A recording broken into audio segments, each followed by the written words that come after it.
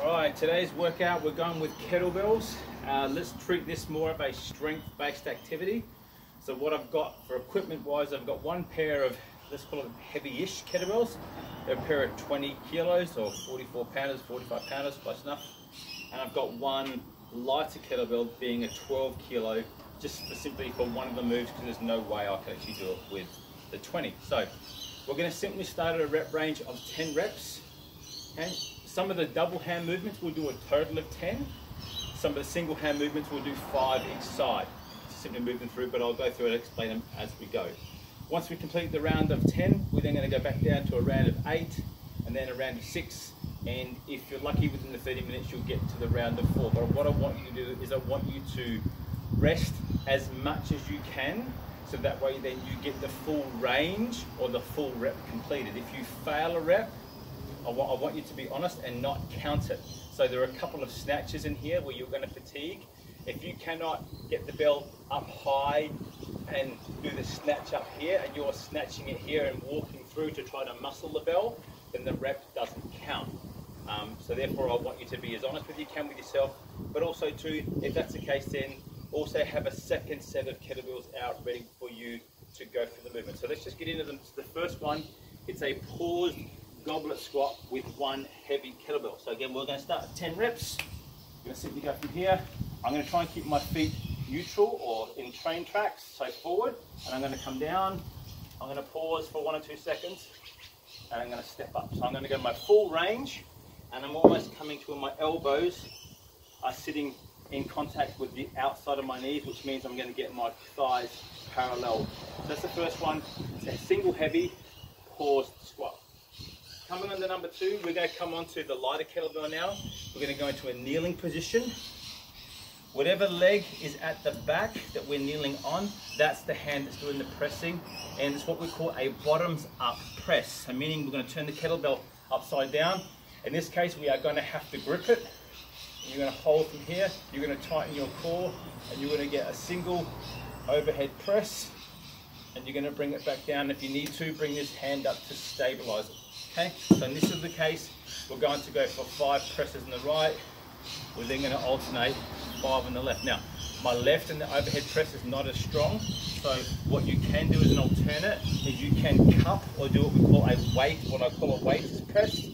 So my hand is through, and I've got the horn on the back of my wrist, therefore my hand has got to be rotated out a bit, and therefore I can do what we call a weighted press and being in control. So again, like a weight has the tray, I'm rotating up and I'm rotating back down. I'm not holding it out here, I'm going to try and bring it back in here to my move. Okay, so that's the second movement, the weighted press or the bottoms up press. Coming on to 3, we come on to a lateral snatch with a rotation, meaning that we're going to cross the body, we're going to bring it round and through. So like a golf would finish your swing, but we're going to finish it through to the other side. So you're going to go with one of the heavy. I'm going to start in the lateral. I'm going to clean it aggressively to get it up to the snatch position and rotate my body through. So from here, I'm going to bring it back down, change, again stop. Now if you've not done this before and you're a bit unsure of what your back is like, then just practice a normal snatch, or you can do a lateral clean into a press as your alternate. Again, we'll do 5 on the right, 5 on the left.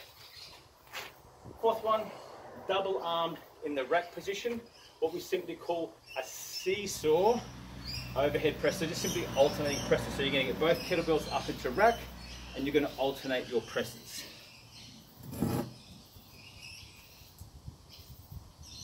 Both kettlebells in rack. I'm sitting in my posture. And I'm going to alternate my overhead press in my seesaw position. Again, I'm going to go 5 right, 5 left for my 10. Next time 4 and 3 and 2. 2 more movements. Double arm hang snatches. They are probably the hardest of the lot. Into an overhead lunge. So we're going to swing the kettlebell up into a double arm snatch, like from this position. Okay, So please, if you've not done this before, don't do it. Maybe what I want you to do is I want you to do a clean into a press, but a double arm snatch is a hard move. It requires a lot of hip drive and a lot of upper body force. So I get my bells. I'm going to need a decent swing.